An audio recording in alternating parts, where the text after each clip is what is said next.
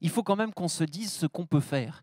Il faut qu'on voit ensemble les manières de répondre à ces discours-là et donc aussi d'entrer dans vos officines, de voir ce que au comptoir, vous-même, vous pouvez avoir comme type de dialogue avec eux. Et donc, Tristan, tu restes avec nous et nous allons être rejoints tout de suite par un spécialiste des risques, justement, que peuvent courir les pharmaciens, Monsieur Franck Devic de l'UNIM, l'Union nationale pour les intérêts de la médecine, et le responsable des affaires publiques du laboratoire Biogarant, qui a dû lui aussi, évidemment, dû répondre à quelques interrogations de patients, Monsieur Rémi Petitot. Messieurs, je vous en prie, installez-vous, soyez les bienvenus.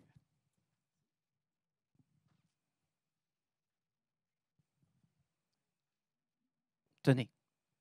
Alors, je vous préviens, il y a une pression monumentale. On va devoir trouver des solutions maintenant, hein, parce que jusqu'ici, on a plutôt abordé les problèmes. Monsieur Petitot, je disais à l'instant que vous aviez dû répondre à des interrogations, puisque, évidemment, lors de l'introduction des génériques, il y en a eu. Il y a peut-être même eu quelques tentatives de désinformation également. Et c'est aussi le cas pour les biosimilaires. C'est-à-dire, comment plutôt avez-vous fait face au discours qui entourait eh bien, d'abord, cette forme de mauvaise compréhension, et après, comment avez-vous réussi à convaincre de l'intérêt de ces médicaments? Oui, alors, vous avez entièrement raison. Je sais pas, oui, le micro fonctionne. Vous avez entièrement raison. Alors, on l'a vécu à l'époque du développement du médicament générique. Vous l'avez tous très certainement vécu au comptoir, où on a vu des stratégies de dénigrement, hein, carrément, qui ont été développées pour instiller le doute chez les patients et peut-être certains professionnels de santé également sur la qualité, l'innocuité du médicament générique. Et ce sont des stratégies de dénigrement qui ont d'ailleurs été condamnées pour certaines judiciairement. C'est un peu différent et c'est un peu plus subtil aujourd'hui sur le développement des médicaments biosimilaires, équivalents de médicaments biologiques, qui seront bientôt également substituables en pharmacie. La loi évolue sur ce point. Et là-dessus, c'est plus subtil. Ce qu'on a vu émerger, ce sont des stratégies sémantiques qui visaient à complexifier le sujet, à complexifier le discours, à segmenter le rôle des professionnels de santé, en laissant planer le doute sur la capacité des pharmaciens d'officine à comprendre, à expliquer ces traitements. Par exemple, pour vous donner un exemple très parlant, lorsque ces traitements se sont développés, il y a 10-15 ans, on a commencé à parler de biogénérique. Et assez rapidement, la sémantique a basculé, on s'est mis à parler de biosimilaire, pour pas que le parallèle soit fait de façon trop évidente avec les médicaments génériques. Donc voilà, c'est des stratégies sémantiques qui étaient beaucoup plus subtiles et qui demandent beaucoup d'explications, beaucoup de pédagogie, parce qu'évidemment, il est facile d'instiller le doute qui peut s'installer durablement. Il est beaucoup plus difficile de créer la confiance. Et c'est par la pédagogie, par des explications claires, factuelles, notamment au comptoir, qu'on y arrive. Et nous, on a essayé de travailler évidemment avec les pharmaciens qui sont nos premiers clients et avec les patients également, sur justement des outils de pédagogie, des outils d'accompagnement pour mieux expliquer et démystifier, si j'ose dire, ces traitements. Tristan, vous nous le disiez à l'instant, c'est notamment la crise sanitaire qui a fait exploser ces mécaniques complotistes-là. Est-ce qu'il faut comprendre que plus le sujet est complexe, plus il est sujet à complotisme, allais-je dire, ou est-ce que c'est plutôt parce qu'on avait extrêmement peur? C'est-à-dire, est-ce que la solution, c'est de faire en sorte que les gens comprennent mieux, ou en réalité, il y a une forme de barrière psychologique qu'on ne peut pas percer, les gens ont la trouille, donc il y a du complot? Oui, alors c'est complexe parce qu'évidemment, tout dépend un peu le niveau hein, de complotisme de la personne avec laquelle on cherche à échanger. Le problème, c'est que souvent, ces types de profils un peu inquiets sont exposés à ce qu'on appelle des millefeuilles argumentatifs. C'est-à-dire que lorsqu'ils s'inquiètent sur une thématique ou sur un médicament ou sur les vaccins, ils vont être face à des promoteurs complotistes qui vont leur offrir une myriade de narratifs. Il ne va pas y avoir une seule théorie complotiste, il va y en avoir une myriade, avec une masse de données et d'informations qui fait que si vous-même vous étiez confronté à quelqu'un qui s'est nourri hein, à ces types de millefeuilles argumentatifs et que lui-même rapporte ces différents éléments argumentatifs, vous aurez du mal à répondre parce qu'il faudrait être spécialiste de chacun des points qui sont évoqués. Donc face à disons, ces types de profils, je pense qu'il faut essayer peut-être pour le coup, de segmenter et d'essayer de voir dans les multiples inquiétudes que la personne peut exprimer, s'il n'y en a pas une sur laquelle on peut s'accrocher et essayer d'entamer un début de conversation et d'essayer d'opposer éventuellement certains éléments. Mais encore une fois, j'ai envie de dire que les profils complotistes, pour ceux qui ont totalement basculé, franchement, la conversation, les terrains autour duquel on peut vraiment s'installer, la table autour de laquelle on peut s'installer, est vraiment complexe. Si quelqu'un est plutôt dans l'ordre de la confusion et qu'il est indécis, là, on a quelqu'un avec qui on peut entamer une conversation et avoir une dynamique qui peut produire un échange constructif. Je pense aux fêtes de Noël qui arrivent et j'étais en train d'essayer de me demander si à un moment j'aurais une conversation de ce type-là. Vous nous parliez à l'instant de la table à laquelle on peut se mettre ensemble et discuter. Vous nous disiez d'ailleurs tout à l'heure que ça se passe énormément en ligne. Évidemment, ce qui nous vient en tête, ce sont les réseaux sociaux, mais ce n'est pas le seul endroit où vous pouvez être confronté à un discours ouvertement complotiste ou en tout cas très confrontationnel. Des clients peuvent aussi donner des avis sur Internet, sur des forums, sur votre adresse, sur votre page web et donner des conseils ou des avis concernant votre officine. Monsieur De Vic, vous travaillez énormément avec des pharmaciens et des professionnels de santé. Cette forme d'internet bashing, est-ce qu'il est grave, est-ce qu'il est répandu et qu'est-ce qu'on peut faire? Oui, alors c'est effectivement quelque chose qui est très répandu, et si le complot s'adresse à vous, et si des informations vous visent directement, les conseils, qu'est-ce qu'on donne par rapport à nos pratiques?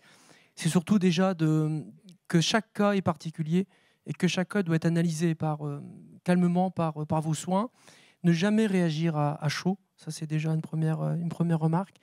Que bien souvent, en fait, vous êtes un peu embêté, parce qu'en fait, avec le secret professionnel, médical, vous n'avez pas le droit, vous n'avez pas la possibilité de pouvoir vous exprimer pleinement. Donc, vous êtes dans une situation qui est très délicate. Quand vous êtes comme ça visé, nous, on vous conseille vivement d'analyser la situation. Donc, le site, quel est le site où le poste a pu être mis, donc quelle est sa fréquence, quelle est son importance, son impact par rapport à votre activité, quel est également le patient, parce que beaucoup de patients aussi se cachent sur Internet, se cachent avec des pseudonymes. Donc, quelle est cette personne? Est-ce que vous la connaissez bien? Et puis, bien entendu, d'analyser factuellement le sujet. Si on va aller un peu plus loin dans la solution, on vous conseille aussi d'être accompagné par une protection juridique. Une protection juridique qui a pour but de vous accompagner dans votre réputation professionnelle et également d'aller aussi jusqu'à une solution amiable. J'en profite aussi pour dire qui je représente aussi. Vous m'avez présenté moi, mais je représente l'Union nationale pour l'intérêt de la médecine. On est spécialiste des pharmaciens parce qu'en fait, on est piloté par une association. C'est une association de médecins qui se sont réunis il y a une quarantaine d'années pour justement défendre les besoins assurantiels des professionnels de santé et des pharmaciens. Pour finir, ce qui est important en termes pratico-pratiques, c'est de capter assez vite les preuves que vous pourriez avoir, parce que ça disparaît aussi sur le net. Vous les captez, vous les prenez. Si des fois la procédure doit aller beaucoup plus loin, voire les faire constater par un huissier, vous pourrez comme ça avoir des preuves. Et ça, c'est le premier réflexe. Et pour finir, c'est toujours mieux d'essayer d'avoir une approche qui est amicale, donc de prendre contact avec cette personne, discuter avec elle, lui dire les mesures que vous avez pu prendre par rapport au grief qu'elle vous mène, et puis de lui demander gentiment, si elle accepte, de retirer son grief et son commentaire sur le net. Pas sûr que ça marche tout le temps. Mais dans les procédures que vous énoncez, certaines sont assez lourdes. Vous dites qu'il faut faire constater par un huissier, qu'il faut garder des preuves. Est-ce que c'est si grave que ça si, par exemple, sur l'avis Google, on a Roger du 76 ou Titi Tigrou 207 qui dit j'aime pas le pharmacien, et puis en plus, il soigne mal. Au-delà du caractère anecdotique, qu'est-ce qui peut arriver dans un cas d'Internet bashing? En fait, on est en train de parler pour moi, ce qui est le plus fort et le plus important dans ce qui vous concerne, c'est votre fonds de commerce, c'est les réputations. En fait, on est en train de toucher les réputations. Si on touche les réputations, on touche en fait la fréquentation donc de la pharmacie, on touche donc son chiffre d'affaires. Et en fait, on remarque là concrètement ces derniers temps, avec aussi une situation de fragilité. C'est vrai, il faut le dire aussi, avec la crise sanitaire, la sollicitation des pharmaciens, on se rend compte que en fait, ça amène jusqu'à des situations psychologiques extrêmement dramatiques, et notamment des dépressions. Voilà, donc l'association est extrêmement vigilante sur ce sujet. Elle est en veille depuis un certain temps, mais encore plus maintenant. Et en fait, on a décidé aussi de prendre en compte en fait, ces situations et de prendre en compte aussi dans les contrats, je le dis aussi dans les contrats, donc cette situation donc, de burn-out et qu'elle soit prise en compte assez rapidement aussi. Voilà. Il va bien falloir trouver des solutions au-delà de cet accompagnement-là. Il faut quand même pouvoir réussir à lutter, à se préserver aussi et à avoir ces conversations utiles et importantes avec les personnes qui doutent. Monsieur Petitot, vous nous disiez tout à l'heure, il faut faire de la pédagogie, notamment auprès des patients. On voit bien à quel point dans cette phase de crise sanitaire, économique, psychique, sociale, c'est difficile. Comment est-ce que vous faites au fond, ce rapport-là avec les patients? Comment est-ce que vous faites cette éducation-là? Eh bien, écoutez, je vais prendre un cas très concret. On parlait tout à l'heure des médicaments biosimilaires, par exemple. On a, nous, voulu soutenir plusieurs associations de patients qui ont créé un observatoire national des médicaments biosimilaires pour essayer justement de faire de la pédagogie sur le sujet, d'expliquer aux patients ce que sont les médicaments biosimilaires, en quoi ils diffèrent des médicaments biologiques, en quoi ils sont équivalents à leur traitement de référence, comment ils sont autorisés, comment ils sont fabriqués. Donc voilà, c'est un site à viser, il y a un site internet, il y a plein d'outils qui ont été développés par ces associations, d'ailleurs en coopération aussi avec des pharmaciens d'officine, des outils et un site à vocation pédagogique qu'on a voulu soutenir, dont on a voulu accompagner le développement pour essayer aussi d'abord de bien comprendre quels pouvaient être les freins, les blocages des patients, parce que tout commence par là finalement, et au comptoir c'est la même chose. Tout commence par une écoute, une empathie pour comprendre justement, c'est le cœur de votre métier évidemment, pour comprendre voilà, le besoin, les attentes. Donc on a voulu partir de ça en travaillant avec ces associations de patients et en essayant à travers ces outils de créer un cadre plus propice au développement serein de ces médicaments biosimilaires qui ont fait l'objet de beaucoup de débats. Tristan nous le rappelait tout à l'heure, nous avons connu cet été des cas critiques et d'actions virulentes et violentes contre des soignants. C'est aussi encore le cas aujourd'hui dans les territoires ultramarins où des soignants se font braquer sur le chemin de l'hôpital parce qu'ils s'apprêtent à vacciner des patients. Au-delà de ces cas extrêmes, Monsieur Devic, est-ce que du terrain vous reviennent là aussi des alertes? Sentez-vous monter à travers tous les membres de votre réseau des cas d'agression de plus en plus vifs, que ce soit des agressions verbales ou physiques d'ailleurs? On l'a constaté très rapidement par rapport aux médecins et aux pharmaciens qui effectivement nous ont parlé. Et l'Ordre des pharmaciens c'est vraiment saisi du sujet, puisqu'on a constaté en fait entre 2020 et 2021 une progression de 73% des agressions physiques et verbales envers les pharmaciens. Alors probablement dû, bien entendu, aussi au confinement, à la nervosité des personnes. Donc j'aime pas le terme de phénomène de société parce que j'espère que ça s'arrêtera à un moment donné. Mais c'est un vrai constat, au point que l'Ordre des pharmaciens a mis en place des conseillers ordinaux, référents sécurité, qui ont pour but aussi de pouvoir contacter les pharmaciens, d'être à leur écoute et effectivement de les accompagner. Pour notre part, ce qu'on a fait aussi, c'est que l'association a contacté aussi son assureur et fait en sorte de pouvoir prendre en compte dès les premiers jours, en fait, en cas d'agression, pour apporter une protection supplémentaire. On sait bien que ce ne sont pas les seuls, vous n'êtes pas les seuls, mais concrètement, vous êtes quand même devant sur ce sujet. Ça signifie qu'il faut avoir une forme de prévoyance particulière. Ça signifie qu'il faut penser quand même un tout petit peu ces assurances. Qu'est-ce que vous conseilleriez au public de professionnels qui, justement, et vous le disiez, en première ligne? Alors pour y répondre, je vais peut-être travailler du coup de fake news. Allez-y, c'est le thème de c'est le thème, on y va. Hein, donc je vais vous parler de deux choses qu'on entend souvent. La première, c'est de toute façon, j'ai déjà tout fait. Je suis déjà bien protégé. Alors à ça, je vais répondre juste qu'en fait, on a remarqué, on a les statistiques là-dessus, un tiers des pharmaciens n'ont pas du tout ou pas correctement en fait de protection concernant leur arrêt de travail comme leur régime obligatoire d'ailleurs, leur arrêt de travail, leur invalidité ou le décès. Et donc ça peut avoir des conséquences très importantes pour une famille qui est derrière. Donc j'insiste quand même sur le fait que le sujet est important. Et le deuxième sujet que j'entends souvent, c'est que oui, de toute façon, tous les assureurs se valent, les garanties sont identiques, et même d'ailleurs, ça coûte trop cher. Allez, j'embarque tout. J'entends ça aussi, c'est vrai. Maintenant, ce que je réponds à ça aussi, c'est que vous êtes pharmacien, et vous êtes une profession qui est exposée à des risques très spécifiques. Et je veux prendre comme exemple le fait que si vous êtes en arrêt de travail 12 mois ou parfois un peu plus, l'ordre des pharmaciens peut vous demander d'arrêter d'activité. C'est quand même extrêmement particulier. En conclusion de tout ça, je dirais que ce qui est important, c'est de prendre le temps des choses, de la réflexion, de faire ce qu'on peut appeler, nous, en pratique, en fait, un bilan d'approche protection sociale qui vous permet de pouvoir vous accompagner et puis de vous tenir aussi informé. Encore une fois, par exemple, récemment, il y a une réforme au 1er juillet des indemnités journalières pour les professionnels dont vous êtes. Et je vous invite à vous inquiéter sur le sujet et à nous interroger. D'ailleurs, je suis accompagné de Franck Leroy, qui est en fait un médecin, un pharmacien qui nous accompagne auprès des médecins, et Corail Cizan, qui est ici aussi. Donc n'hésitez pas à venir nous voir si vous voulez en savoir un petit peu plus au moment du cocktail après. Voilà. Avant d'arriver au cocktail, moi j'ai une question pour vous, notamment Tristan. Est-ce qu'on peut parler, vous nous disiez tout à l'heure, ceux qui ont basculé, c'est très difficile d'avoir un dialogue avec eux. Du coup, quels sont les conseils que vous donneriez à celles et ceux qui nous écoutent là tout de suite maintenant? Comment est-ce qu'on aborde un dialogue avec quelqu'un qui arrive en disant vous êtes un collaborateur de Bill Gates qui est en fait un suppôt de Satan et vous allez nous pucer pour savoir quand est-ce qu'on va aux toilettes et qu'est-ce qu'on achète sur Amazon? Qu'est-ce qu'on répond? Si vous avez ce genre de profil en face de vous, vous êtes mal.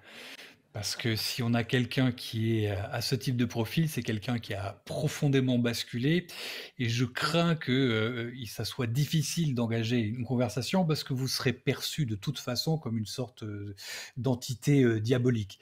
Mais bon, au-delà de la rigolade, il y a évidemment... Tout dépend un peu la posture. Si la posture est agressive et accusatoire, on est clairement sur un terrain qui est délicat et bon, on n'a pas grand-chose à dire. Si on sent qu'il y a une certaine sincérité, que la personne est mue par un vrai questionnement sincère, là, il y a un espace de débat. La première chose à faire, évidemment, c'est même si la personne, disons, devait commencer un narratif un peu surprenant, délirant, décalé, c'est évidemment de ne pas en rire, évidemment, de ne pas jouer sur la fibre de la dérision, mais j'imagine que de toute façon, vous ne le feriez pas, mais enfin, en tout cas, c'est évidemment des choses à éviter, et éviter évidemment toute confrontation directe avec l'individu. Donc si cette personne est encore une fois accessible à une conversation et qu'elle vous perçoit comme une entité avec laquelle elle peut échanger. Dans ces cas-là, on peut aller un tout petit peu plus loin et vous pouvez, par exemple, si vous avez le temps aussi, ça dépend aussi du travail que vous avez à faire, mais éventuellement lui poser des questions sur ses sources. Vous pensez que les vaccins ont X% de chances de tuer les enfants, je ne sais quoi. Quelles sont vos sources? Le simple fait de questionner les sources, c'est déjà une bonne modalité d'entrer en conversation.